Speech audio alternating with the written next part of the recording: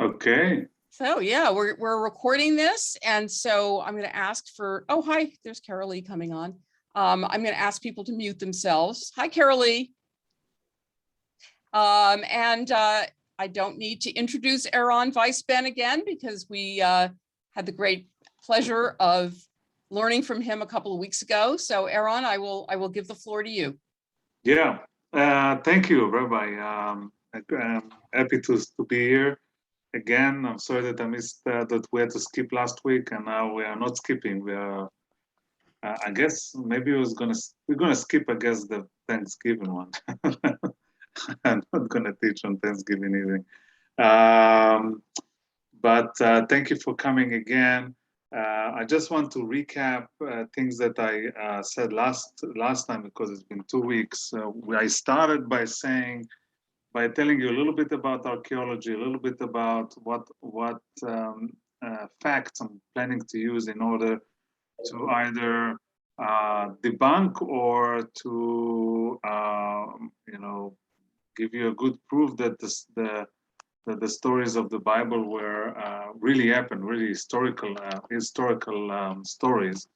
And I started by giving you the primer. The primer was who wrote the Bible and who wrote the Torah, specifically the Torah, because we're going to focus a lot about the Torah. And the Torah is only the first 5 books of the Bible, of the Old Testament. And what I showed you is the mainstream academia accepted theory that there were mainly 4 writers, maybe 5. The 5th writer it's a more modern interpretation or more modern analysis of the text that Leviticus is actually divided into 2 writers: the P, which is the priest, and the H, which is the holiness. But we do have 2 major ones, which is the E and the J. The E writer, of course, it's all about nuances of the language and different genre and different style of writing. And the E writers came, or a group of writers came from the north of Israel, which is actually the kingdom of Israel after Israel, the United Kingdom was split.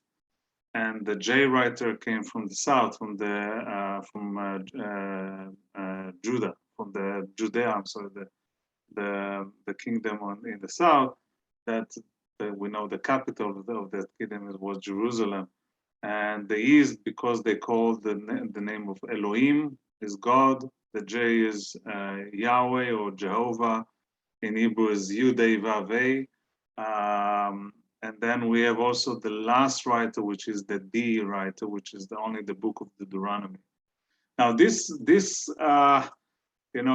just want to clarify. This is kind of the philology of the biblical text, and we are looking at the text as a kind of the text became a dogmatic text as the essence of our, or the pillar of our faith. Not only on our faith, it's the faith of the Muslims and also the faith of Christianity.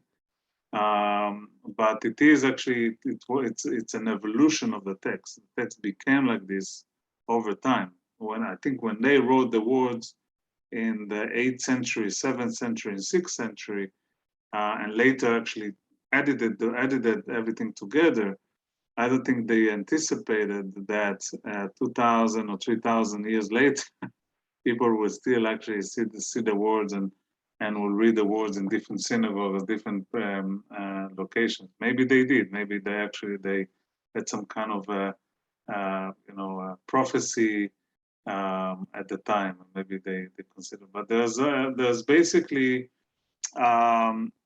it's not. We know that many denominations in our faith, actually in Judaism, see it as the unquestionable truth. That this is the book of truths. But then if you go to other religions, say, no, no, no, no, this is not, you are wrong, we are right. You know, everybody said yeah, you are wrong and you're right. So it's, so this is what I wanted to tell you. And this actually, by the way, this question is not a new question. It's not like from the last centuries. This question is even classic commentators and classic rabbis, like the most famous one that started to question the source of the text was Ibn Ezra.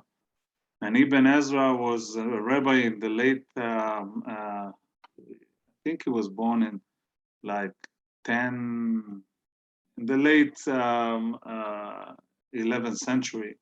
And into the 12th centuries. And Ibn Ezra said, these are not these are not the words of God, these are the words of Moses. And the Torah was written by Moses, except for the 10 Commandments, that it was one-on-one. It's like, Moses wrote the words of God, so these are the words of God.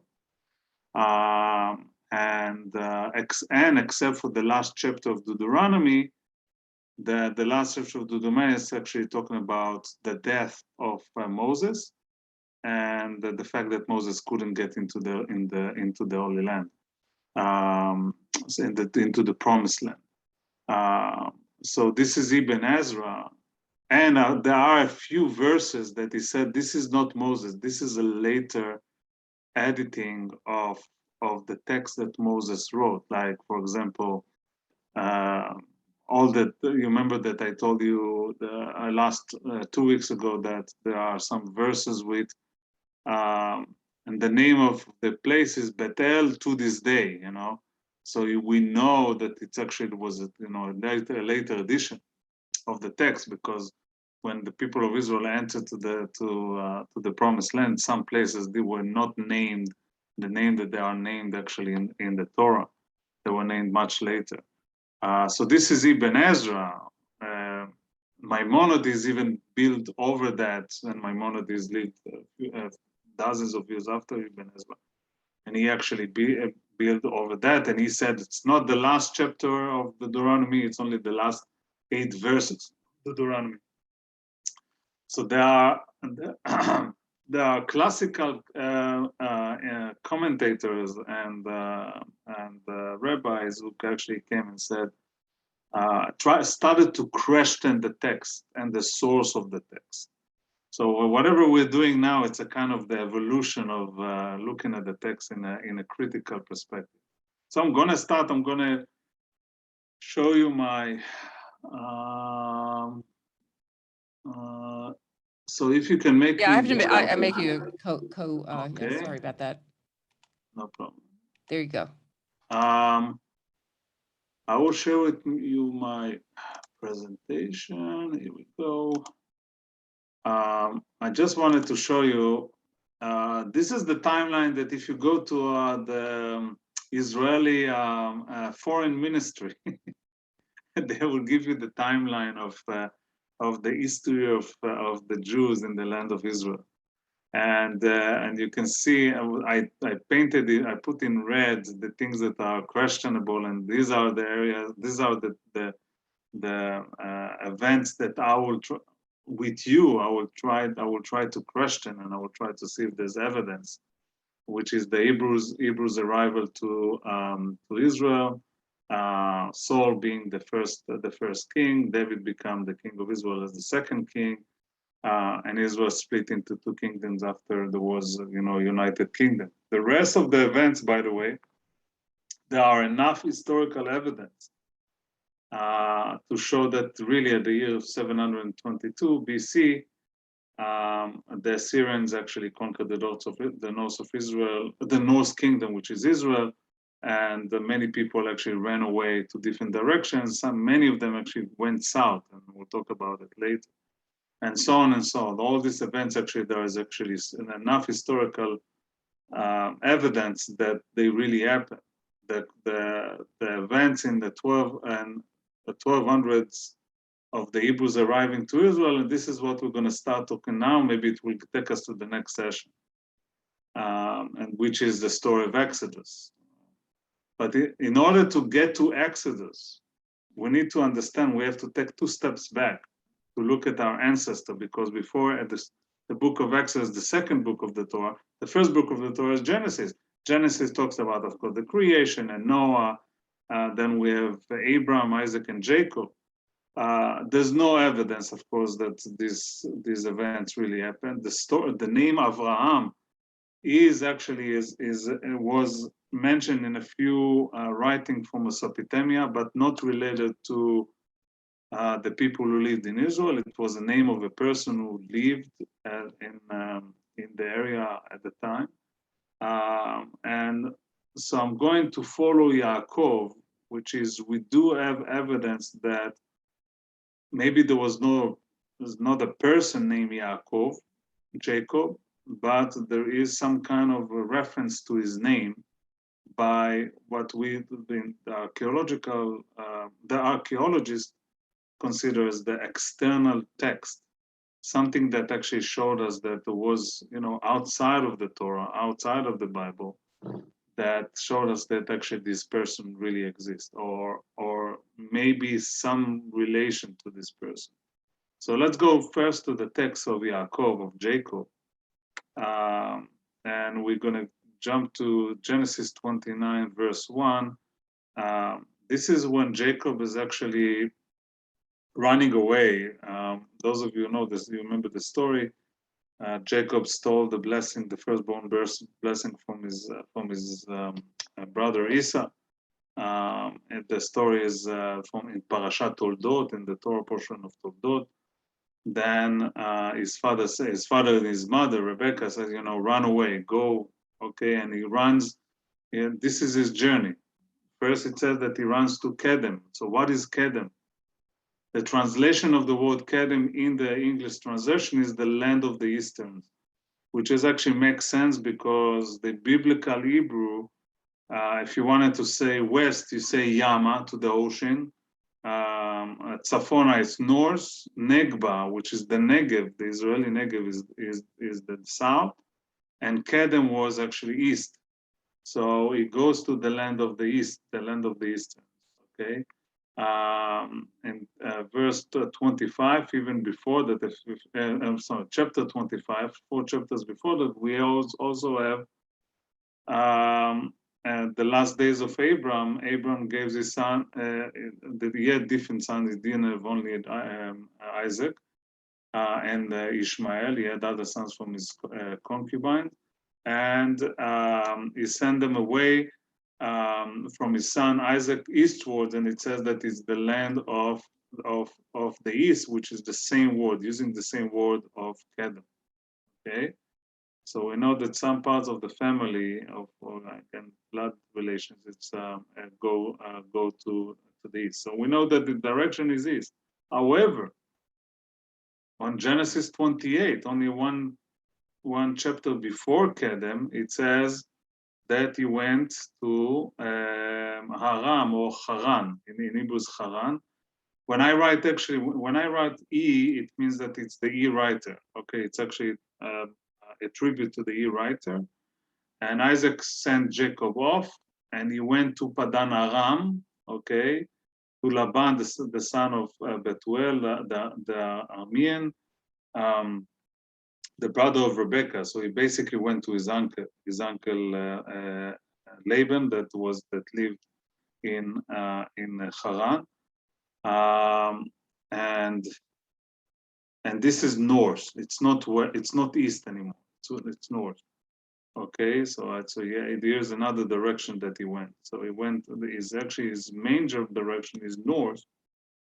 In the same chapter, the same writer actually writes that Jacob obeyed his mother and gone to Padan Aram. However, he went out from Beersheba and he went toward Haran. So there's a contradiction within the verse. Okay, with the verse of not with the verse. This is verse 7 and this is verse 10. that this is two different writers within the section of chapter 28 that we know that Jacob went north. Okay, Padan Aram and Haran are actually north. So we have east and we have north, and let's see what his real direction was. Let's see if it's okay. So let's keep that. I want to show you the map. So one direction of the map. Let me just. This is Beersheba. This is where he left. He left Beersheba. He went north. Okay, and you can see also the verses here, the verses of Genesis. So he went north. He went all the way. So we know that he went east. However, basically went northeast. So with the direction is northeast from Beersheba. He went north all the way to Haran, in the area of Padan Aram. Haran was just a town in the area of Padan Aram. So he went all the way north. It actually, if you walk all this way, it will take you maybe at that time maybe a few months, not only a few days, because if you remember he walked. He didn't have a camel or a horse at that time. Horses were, and then he had the journey back. Okay, so the journey back is chapter 31, chapter 31 all the way to chapter 33. So those of you who remember the story, he went all the way to Haran. He met with his uncle. He fell in love with Rachel. His uncle treated him,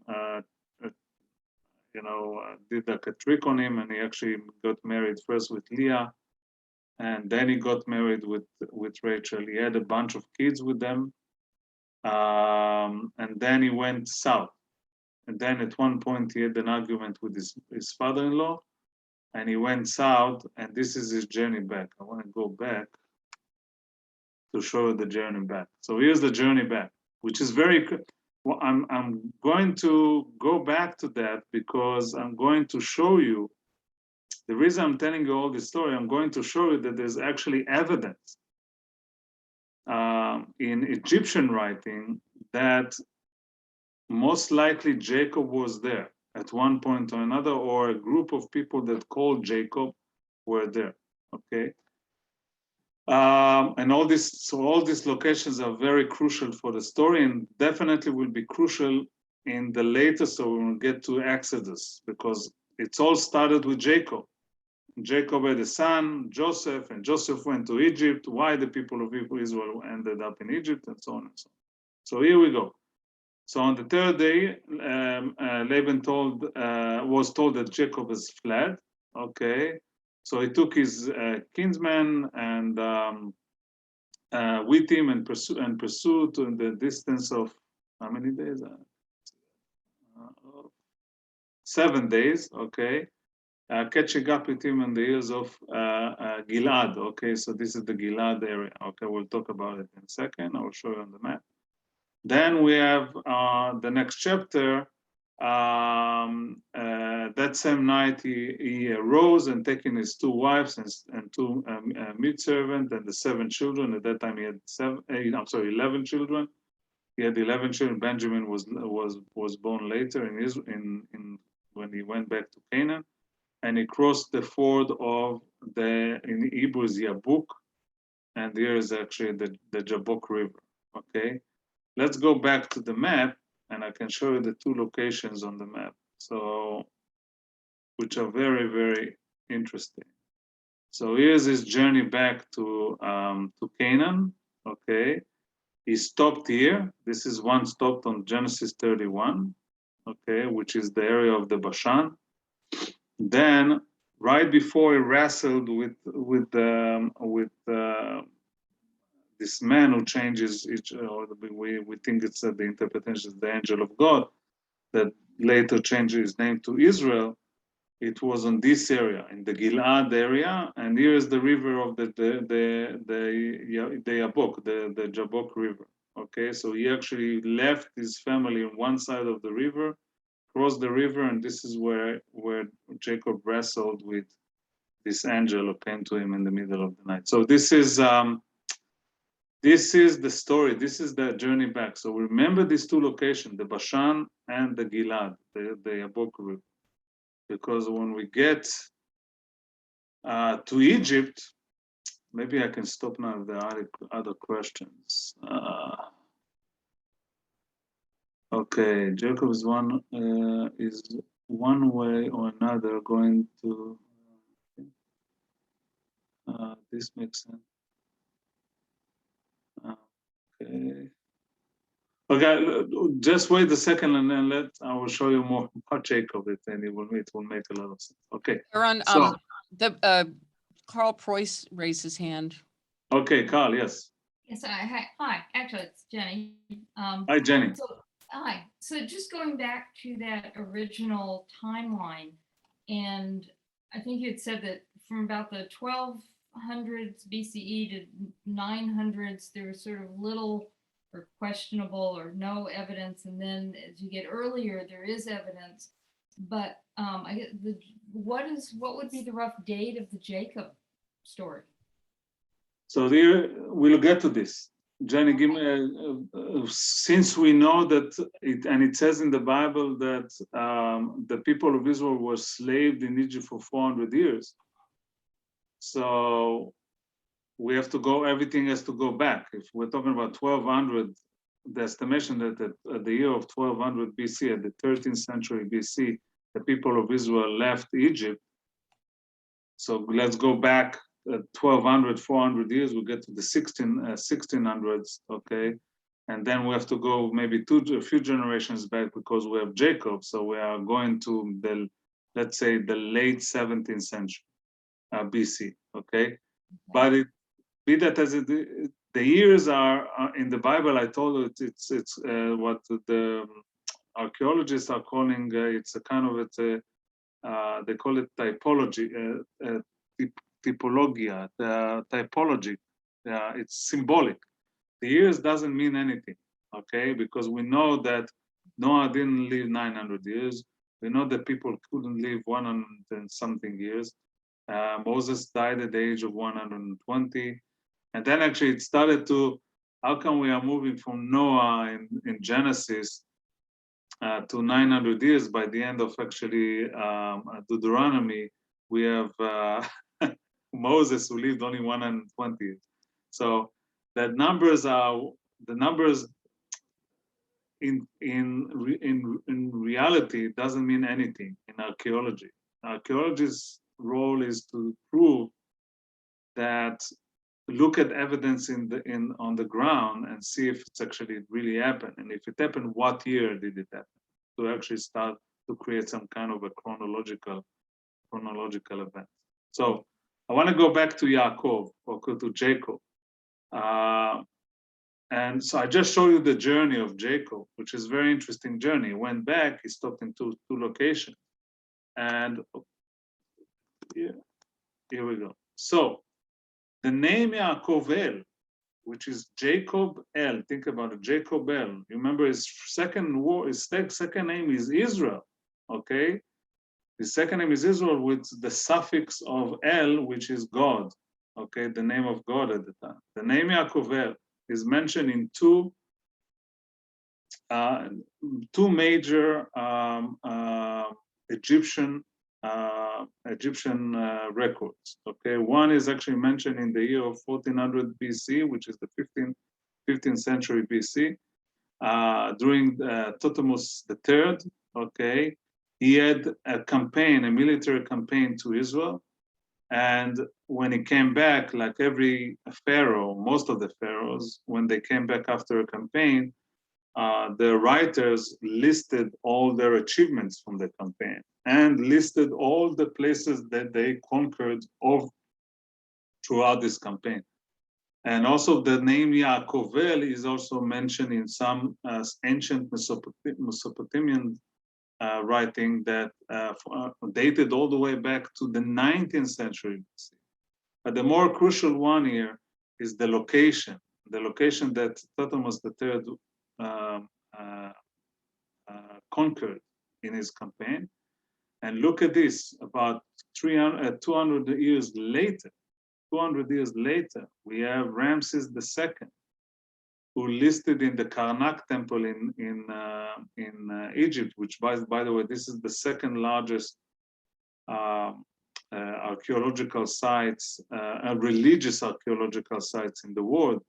And you have walls and walls and walls of different writings over centuries of different pharaohs, that every pharaoh came after some achievement or another, sent their writers all the way to Karnak to write on the walls there. And not only the walls, they found papyrus, they found different other methods of writing which recorded what different pharaohs did over the years. And what archaeologists found from the records of Ramses II, who had a campaign in Israel as well, his goal was to get all the way to Syria, because there was what do you call it, bronze. There were mines of bronze there. It was a very big resource of bronze, and it was ruled by the Hittites. Some of Syria was ruled by the Hittites. So he went through the land of Canaan, through Israel of today, all the way to the south of Syria of today. And he also mentioned the name Yaakovel. Let's see what's the location of Yaakovel, which is this is the most interesting thing. So according to Thutmose III in the 15th century BC, there is a group of tribe. Now we are talking about the language of the writing of the Egyptian writing. It's, of course, it's all symbols. It's pictography. And there is a symbol of a tribe or a group of people that are located in the Bashan area. And the Bashan area is what we remember as the first stop of Jacob when he came back to Canaan after he fled from his father-in-law, which is now today is actually it's south of Syria. Okay, and there are ruins there of an old city called Dara. Dara, it's the Arabic name of this city now in Syria. And the name is actually placed. The specific name is, it's not Haran, it's Choran. Okay, and we have Ramses II, 200 years later.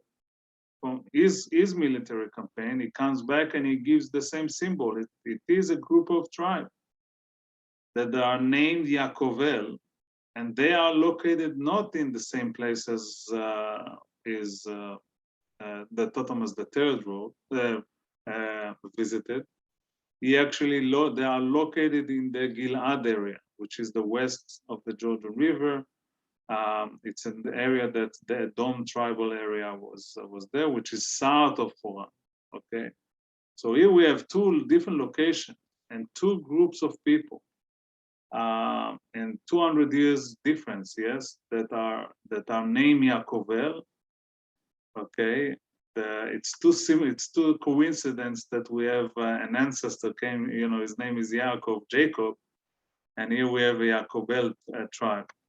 And here's a zoom in into the area that this is according to the same map that I showed before. I just zoomed in, and you can see that the journey back of Yaakov, the biblical Yaakov in Genesis 31 to 33, is the same areas that are mentioned in two Egyptian writing, two different Egyptian pharaohs' military campaign to the north of Israel and to the south of Syria. Okay, actually, it's not exactly. This is the south of Syria right here, but this is the side. This is Jordan. So we know about these two Yaakovel. So let's say there's a group of Yaakovel here in the mid 15th century BC, and we have a group of Yaakovel here 200 years later. The question is the same exact tribe? Is this Yaakovel? Is also this Yaakovel? Or at one point, maybe the biggest question, one point this big group of people split, and some of it went south and located themselves in this a little bit south of this area. So we still have, even when Ramses II was in this area, we still, maybe this Yaakovel was still there. We don't know because there's no record in the Ramses II in the later records in the 13th century BC that this Yaakovel actually was still exist. Be that as it may, we know that to this we have a Yaakovel here. Maybe they are related to the North Yaakovel, maybe are not related, maybe they split at one point to another. But we do have two different locations that the name Yaakovel are mentioned. So here is an evidence. Now, how do you read this evidence? So we know that in the story, the biblical story, we have a person, Yaakov. We know that he was very fortunate, he was very rich. He had 12 sons and one daughter. And he walked through this area. The biblical text actually tells us that he walked through this area. At one point, he stopped in there. However, if let's say he kept his tribe there, he kept his family there, it actually makes the next few events after Yaakov as very questionable. Because how come we don't have Yaakovel in the land of Canaan? How come this group actually stayed on the other side of the Jordan River? Because at one point, of course, we know that there were stories that Yaakov is actually crossing the Jordan River. At one point, he settled next to the city of Shechem, which is Nablus of today. And then he went all the way to the south. So we don't have any traces in any of the campaign of the Egyptian, and they actually crossed to the land of Israel. Any of the military campaign, they didn't mention any evidence of Yaakovel or traces of Yaakovel or a group called Yaakovel in Canaan itself, but outside of Canaan. Okay, it's very interesting. It doesn't mean that maybe they missed it. Maybe the campaign just missed it missed this area. So this is. I can stop now if you have questions about Yaakovel, because now I'm going to start really getting into the story of Exodus, and the story of Exodus says mainly I will refer to three different theories, and at the end of it maybe you will be confused, but none of the theories actually will tell you that. And these are the three, let's say, two of them are more acceptable theories in academia today, but none of them actually shows you that the story of Exodus really happened. But it will be related to this Yaakovel. I just want to give you this reference. If you're a little bit confused, let me know. If you wanted me to move to Exodus, I'm going to move to Exodus. If you have any questions, let's stop for a question. Aaron, while questions are being asked, maybe you can stop sharing so we can see who's asking. Okay, Yeah, yes. great, thank you. Okay. So do people have questions now that we've done that? Yes, Carl and Jenny. I'm sorry? You're unmuted. Okay, so I have a book called, I guess you can't see it. Can't see it because of the blur. Yeah, it's it's a little called bit The Bible blurry. Unearthed by Israel Finkelstein. Yes, And, I'm gonna you're talk familiar with about them, and Finkelstein a lot. Yeah. What opinion do you have, or any thoughts, or does he corroborate or contradict what you're saying? Now, about what? Talk about Israel Finkelstein? About the Exodus story. So there's a chapter in this book about the Exodus story, which I haven't read recently, so it's very vague. Yes. I do seem to recall that he's quite critical of that story, and He is, and he has. Look, Finkelstein of course, doesn't have a decisive answer. None of the theories gives you a very decisive answer about what happened in the Exodus. And I will show you when I start to talk about the different theories. You will see that it's like building a puzzle with many pieces. And actually, Finkelstein himself said it's like archaeology. You build a puzzle and you know that you're missing a lot of pieces. And he tried to build a theory that are actually try to fill into the missing pieces. Finkelstein is the father, or now the number one, the most prominent archaeologist in Israel today, and he is from the Tel Aviv, is from Tel Aviv University. He is a minimalist. He questioned the Bible all the time, and he actually comes from the basic theory that the Bible, it's all, especially the stories of the Torah, didn't really happen. He actually goes all the way far to King Solomon, and he has a theory about King Solomon. If King Solomon was that amazing, like the Book of Kings describe. So we will get a little bit to talk about some of the evidence that Finkelstein brings when we get to theory, the second theory, and a little bit of the third theory. And I will maybe I can talk about it, because he works together with other archaeologists and researchers to find out the biggest question. It is a huge question, because this event, the event of the Exodus, is the most constitutive event in Jewish faith. We even on Shabbat we are saying with the Kiddush, we say that got us out of Egypt.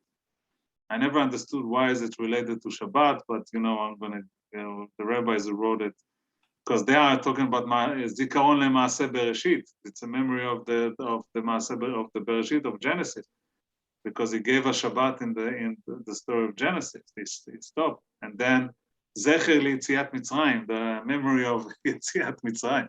So how is that related? But we are always push this Exodus everywhere. Whoever wrote these blessings many years ago had to push this Exodus, and we do have, we dedicate the entire holiday around the Passover, around the story of Exodus. So let me jump into the theories, and you will start to understand a little bit more. Now, I'm not going to give you a conclusive answer. It's maybe we'll have to. Who said it before? There was one of the participants. I think Christine said, I'm ready to think about it. It's so I'm going to show you three theories. We start what's going on in Egypt during the story of Exodus. You remember, I started to show you the timeline, and the estimation of the timeline that's actually happened in around 1200s, which is the late 13th century BC. So Exodus 1, what evidence we do know, and this is Finkelstein, this is what he does sometimes. He takes some verses that give us some indication or some clues of the where can we put it on the timeline. And it says here that so the taskmaster over them oppressed them, and they forced with labor, and they build two cities for Pharaoh, Pithom and Ramses. Okay, these cities exist. So there are ruins of the city, and they were there during that time in the 13th century BC, and they were built by Ramses II. So here we have some kind of indication of time. So during the rule of Ramses II, is the Pharaoh that built these two cities, and you can see on the map, that the cities are located on the east side of the delta of the Nile Delta. Ramses, of course, after he built the city, and it's like Washington D.C., I guess. I don't think George Washington built the city and he named it Washington D.C., but was named after him. So Ramses actually built the city and named it after himself. And we have Pithom, which is not that far from there. It's a little bit more southeast from Ramses.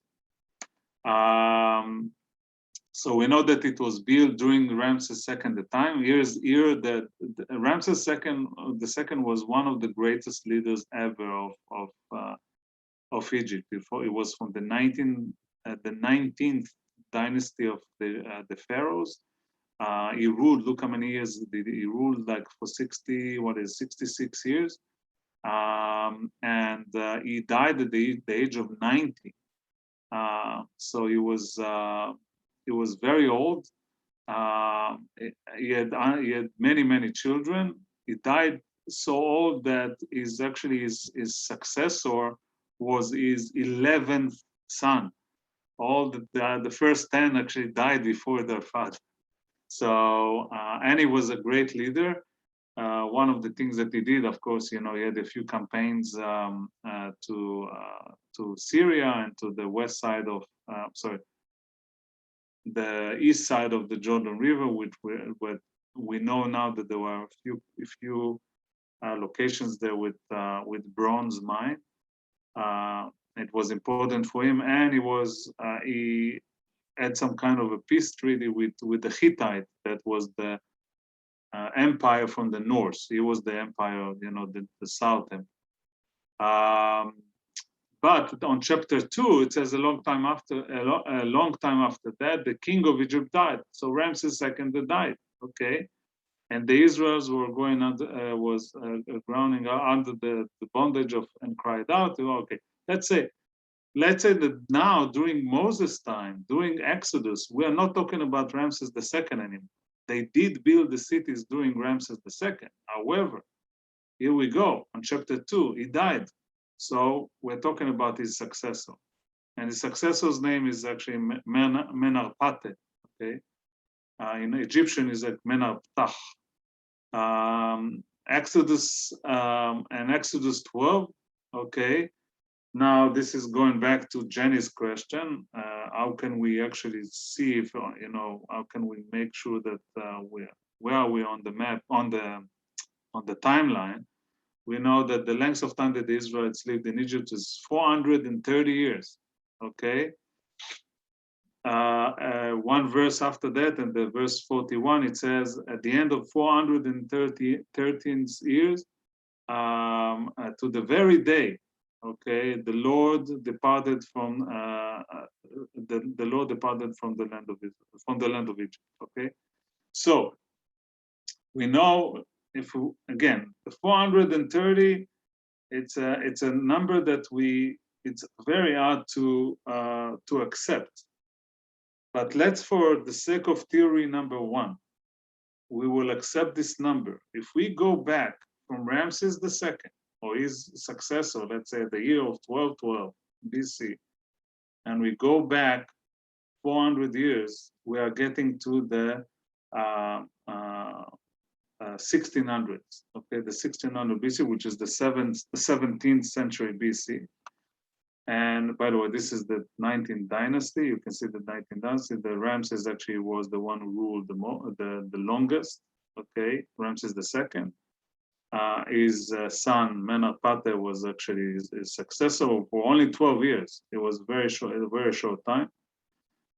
It was not short time. When he began to rule, he was already 60 years old, because I remember his father was very old.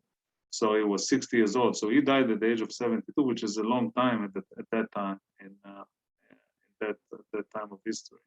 So we're talking about these two pharaohs, Ramses II and Menarpate. Just remember that around the late 13th century, BC. By the way, here's a picture of one of his. He has hundreds of them of Ramses II. This is something that is actually standing, even though if you look at his skeleton, some kind of his skeleton, they moved all the Egyptian, about, what was it, about a few dozen of Egyptian pharaohs or Pharaoh's wife to the new Museum of Egypt a few months ago. I think it was on April. And they also moved Ramses II, whatever left of him. It's not a pleasant picture to say. I didn't want to put the picture of Ramses II, his picture of today, but here's theory number 1, and this theory number 1 is the Hyksos, okay, which was debunked many times. I'm going to give you this theory, even though there are some very small group of people or scholars that actually thinks that the Hebrews were the descendants of the Hyksos. So who are these Hyksos are? This is a large group of people who came from the north, from Syria, and the north of Israel of today, and they moved to the south of Egypt in mid 18th century BC. Okay, but they had, after 200 years, they had to leave. They had to leave Egypt. They had to leave the Egypt. So you remember the story of Jacob. One of the things of Jacob was actually he sent his kids to Egypt because of a famine. So here we have a guy, if we go back 400 years, remember, if we go back 400 years from 1200, we get to the 600. So here we go, we're touching the Hyksos time, okay? They settled across parts of the eastern of the Nile Delta, which is the same area, by the way, of what Ramses and Pithom are, the two cities. And the name is actually come from Greek. The name means rulers of foreign lands. There were no slaves. There was no stories about slavery. They were actually rulers. They run their own part. They ruled part of Egypt at the time. And at one point, two historians, which are ancient historians, which is Manetho, which is from the 3rd century BC, was a Greek historian, and Josephus, which is, we know Josephus very well because he wrote the story of Metzadah, of the story of Metzadah and other stories, which live on the 1st century in not BC, actually, what see? Yeah, it's actually, I think it should be AD, no? And connected the Hyksos to the Jews. Both of them connected the Hyksos to the Jews. They knew about the Hyksos. They knew about these people who lived in Egypt many, many years before. They are historians. And they looked at the evidence in Egypt at the time. And but these actually two theories of both Josephus and Manetho were actually dismissed by modern historians and archaeologists. So let's put them on the back burner, this Hyksos, because it's they are. We know a lot about them, and definitely we know that there were no slavery there, and we know that most of them, if not even all of them, were kicked out of Egypt at the 16th century BC after a few wars with some pharaohs, with some leaders of Egypt who wanted to kick these foreigners out of the eastern part of the Nile Delta. By the way, the Hyksos actually brought into Egypt a lot of technology. One of the things that they brought is they brought the two-wheel chariot, okay, which was very, very, let's say at the time, it was a very advanced technology. They also brought a new kind of bow and arrow that could actually be more precise, and the range was 3 times more than the Egyptian at the time. And they brought their own god, which the name of the god was Set, S-E-T, Set. So we know that this is what they brought to the area. And there are some Egyptian actually who later it became Set became one of the Egyptian gods. We know from DNA of bones that were found in the area that we can trace it all the way back to the Hyksos, all the way back to these people. And it's interesting that their DNA is connected to some of the bones that were found in the same areas that I said before. Where was it? Here in Syria and the north of Israel. Okay, so we see the DNA connection of this Hyksos from the same geographical area. So this is about the Hyksos. Let's put it again on the back burner for now. and I want to jump to theory number 2, which is it's more interesting and will take us a little bit more connected to what I just I talked about. And theory number 2 has to address a few problems with the text, and this is what Finkelstein has to deal with a lot. Finkelstein and his colleagues. First, there's no archaeological evidence about the Hebrew slaves, not in Egypt, not around Egypt. There are no slaves. Actually, if you go back to the pyramids, it's interesting that on some of the Agadot for Pesach you have pyramids, but there were no pyramids in Ramses and Pithom. So the pyramids actually were built hundreds of years before Ramses II. But even then, in the area of the pyramids, there are new theories right now that were developed in the last, let's say, 30 years, that shows that pyramids of hundreds of years before the Hebrews were not built by slaves. They were built by labor, by people that actually got wages for the work. There's no mention of Moses anywhere. There's no mention of 400 years of foreigners who lived in Egypt.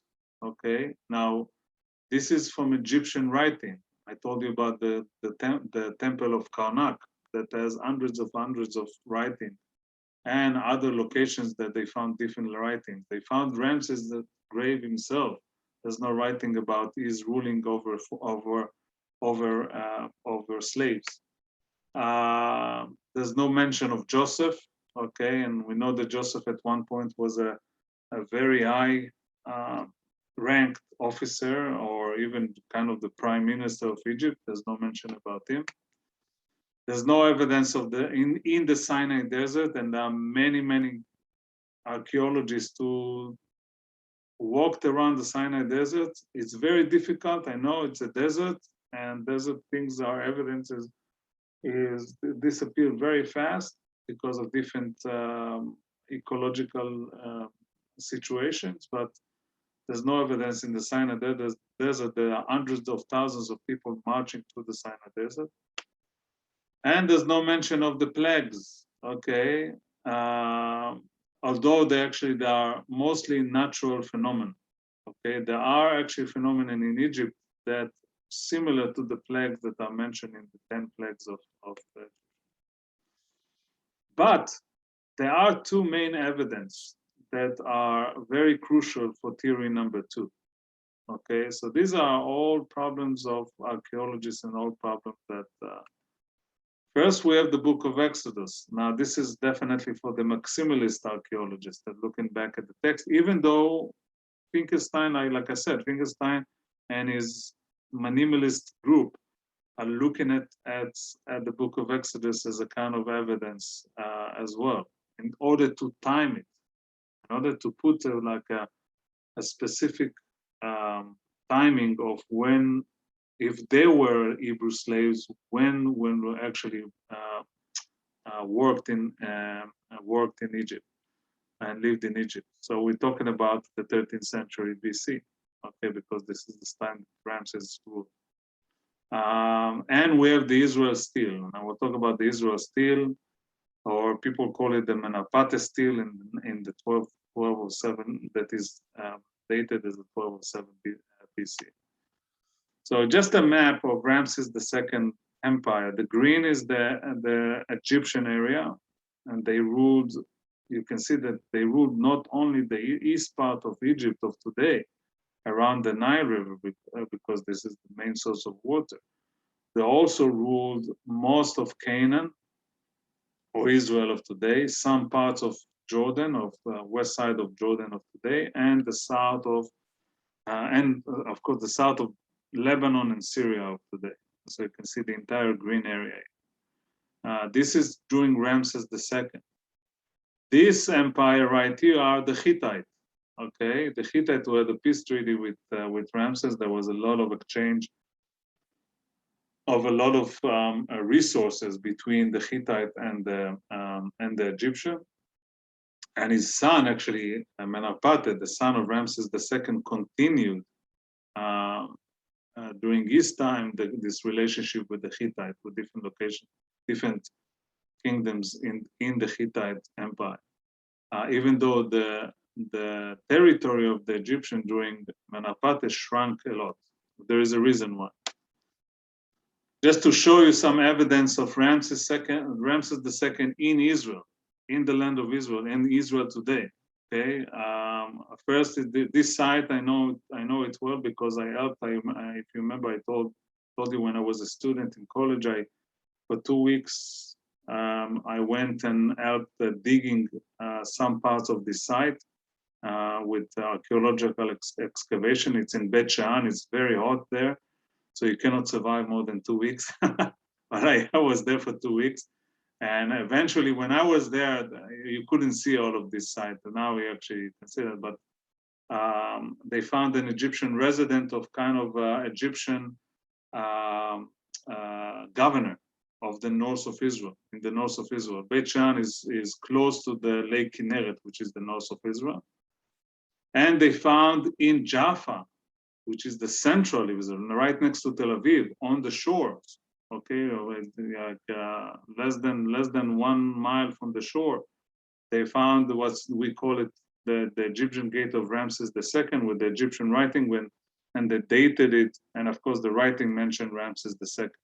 But Ramses II, we know that through his campaign, crossed through Jaffa and definitely settled and put some kind of a government in the north of Israel. So this is evidence in Israel to show, and there are many more. I just gave you 2 of them.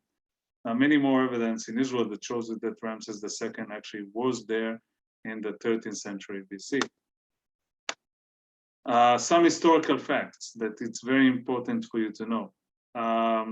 At the year of 1225 to 1175, which is the late rule of Ramses II, and then his successor and his grandson also, his son and grandson, there was a long drought and famine in the Middle East, in the entire Middle East.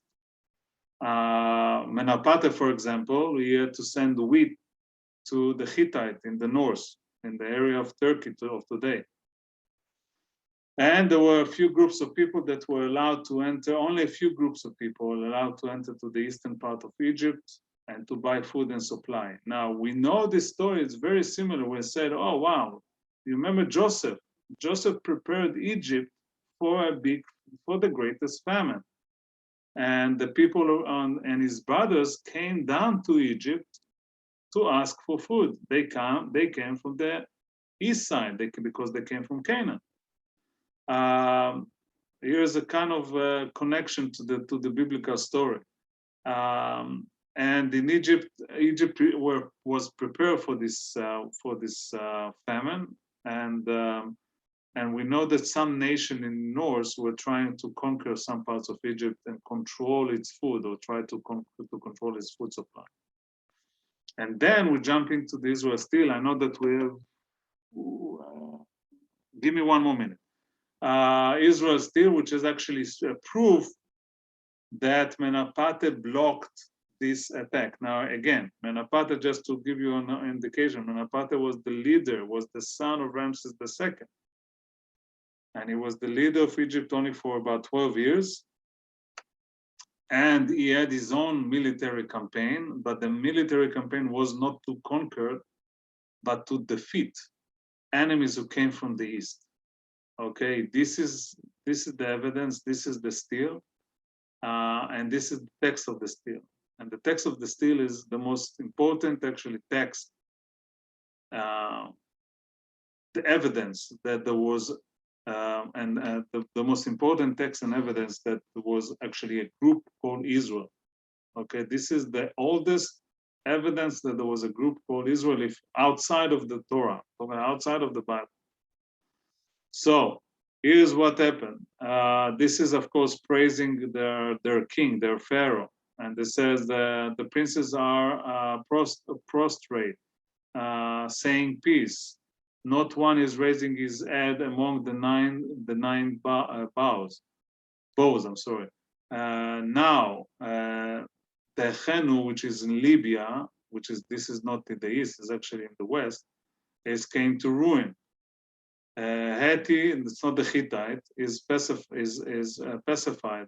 The Canaan has been plundered into every sort of despair. Ashkelon, which is in the south of Israel, Ashkelon later was a Philistine city. Ashkelon has been overcome. Gezer, right next to Ashkelon, not so far from Ashkelon, has been captured. Yenoam, which is this city, was never found, and nobody knows exactly. Maybe because it's a non-existent. And the last thing, and the most important line: Israel is laid waste, and his seed is not. Okay, so this is very interesting and gives some indication for archaeologists of saying, wait a second, this is all of these are lists, it's a list of enemies from the outside of Egypt, not inside Egypt. All of these actually people either from the west, which is Libya, or from the east. The rest of it's actually from the east, Ashkelon, Gezer, Canaan, from the east. So wait a second, if Israel at the year of 1207 is an outside enemy, how come we have Israelites as slaves inside Egypt? Okay, so this is the biggest, it's the biggest evidence that the Hebrews actually were not slaves. They were actually enemy from the outside. The Israelites actually were enemy from the outside. However, there are other theories. There are other theories that actually came as a result of this evidence. That some archaeologists actually build a theory around this one line. It's actually only one line that shows that Israel is not located within Egypt, but outside of Egypt and on the east side of Egypt, which is now Canaan, or now part of Israel. Now, it can be that this Israel are the kind of metamorphosis or different kind of a name of Yakovel. You remember Yakovel? The last evidence we know about Yakovel is 50 years before that, when Ramses II was there. Maybe at one point in these 50 years, they changed their name from Yakovel to Israel. Maybe, we don't know. But this is a very, very crucial evidence to show you that there was some kind of an Israel group outside of Egypt at the time that the Hebrews supposed to be now getting ready to leave Egypt during the time of the son of Ramses II, to leave Egypt as a free nation, as a free people, and a free people out of slavery. Okay, now I'm going to stop. Can I ask a question? Yes. Couldn't it be possible for the Israelites to have been slaves and to have tried to get away, and then that's why they had a battle with Ramses, as opposed to they were already in Canaan? In other words, the battle is about their trying to escape. Maybe this is, by the way, one of the theories. But the thing is, if we are going back to the Torah, the story of Exodus said that Menarpate was chasing after the Israelites, and he was drowned in the Sea of Reeds when the water. It doesn't. Yeah, I understand it doesn't coincide with the story in the Torah, but actually, when I was taught about this stela, it was to prove that there actually were Hebrews or Israelites in the land of Canaan at that time, and it was to prove actually the veracity of, I mean, some of the Exodus stories. So I'm just wondering if there isn't another way to interpret the fact that there was this battle. One theory that was built over this I heard people call it still. You say stela. I don't know what's the right way to say it. Let's say I will call it stela. One theory about this stela there are few. One thing is that there was a group outside. It doesn't actually dismiss the fact that there were actually Hebrews slaves in Egypt. And at one point, these slaves left Egypt and reunited with their kind of religion brothers, brothers and sisters that were on the east side of, of Egypt at the time, outside of the border. But you cannot dismiss the fact that he lists all these nations from the east side, and Israel is one of them. So we know that Israel were not within the borders of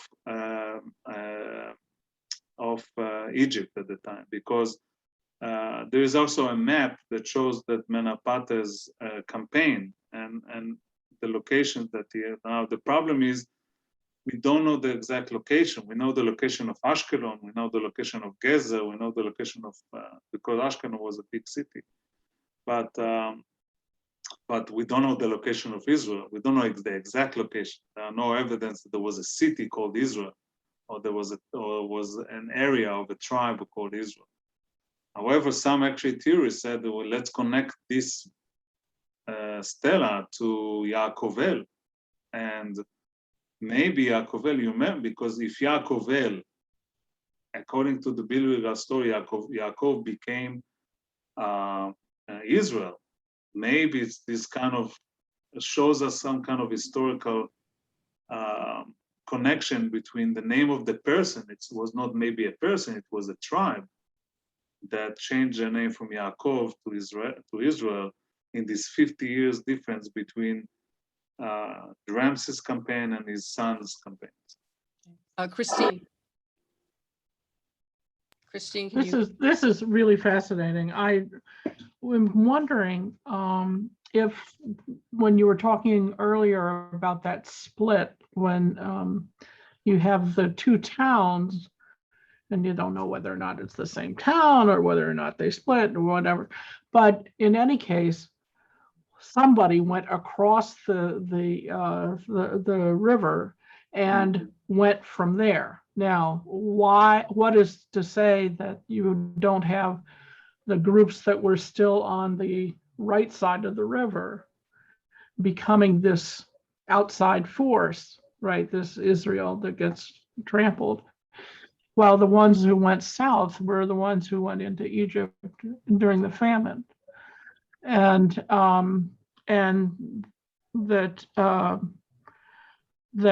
that would, who's to say that there's one Israel? In other words, it's a kind of reading back that you have all these splinterings, and especially in a famine.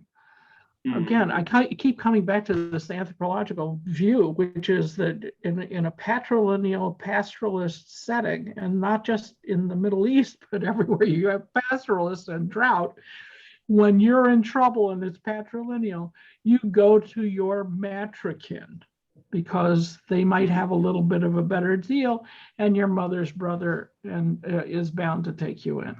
Okay, he will take you in, and then you can fight with him and split and so on and so forth. But I keep thinking that there's something going on that has to do with the structure of these patrikins that has to do with who counts as an insider or an outsider. Yeah. Has any of that been woven into these theories, or is this completely cockamamie? Look, again, that there is, like, we combine it to what Rabbi Singer said, that it doesn't actually, if we take the story of Yaakovel as an evidence that there was actually a group of people outside of Egypt that are related to the name Yaakov, El, it's two coincidences that there's the name first Yaakov and the name El, which is the name of our God, Elohim. And then we have Israel. So it's, who knows? Nobody knows exactly the location that Menapate actually conquered at the time of his campaign defending Egypt from the east. So there is actually, by the way, talking about DNA and what you just said, Christine, there is actually a study from the year of 2000 or 2001 that shows that Palestinians and Israelis are connected by DNA up to like 72%. All the way, but it's only from the chromosome Y from the father. It's all about the fathers. We are descendant of the same father. Maybe the same father is Yaakov. Who knows? That would put a certain wrench in some politics. So, any other questions? If I have one not, thing I can yeah, say, Ezra, go Rabbi. ahead. In my many years as a journalist, I learned one thing. Some stories are just too good to subject them to a lot of scrutiny. That's great. That's perfect. Well, Yeah, thank you. As Yeah, I go look ahead. as a journalist, you know that there are, for every story there are so many perspectives and so many. You can think that one person's perspective is the fact, but then you go to a different witness, and they will give you a whole different story. It's very it's very interesting. We'll talk more about it. I will expand about theory 2 next week, and we'll give you theory number 3. So Thank you. I just wanted to also mention, I believe it was Jonathan Sarna, or maybe his father, Nahum Sarna, who said that just because there's a lack of evidence doesn't mean that proves that it didn't happen. So you Yes, can always throw that out there. this is the maximalist perspective. Okay. Well, thank you so much once again for giving us a lot to think about. And in the end, we don't know anything, right? All of Yes. this can prove the opposite, but it was great. Thank you so much. We'll see you all next week. Same Thank time, you. same place. We'll see you next week. Bye-bye.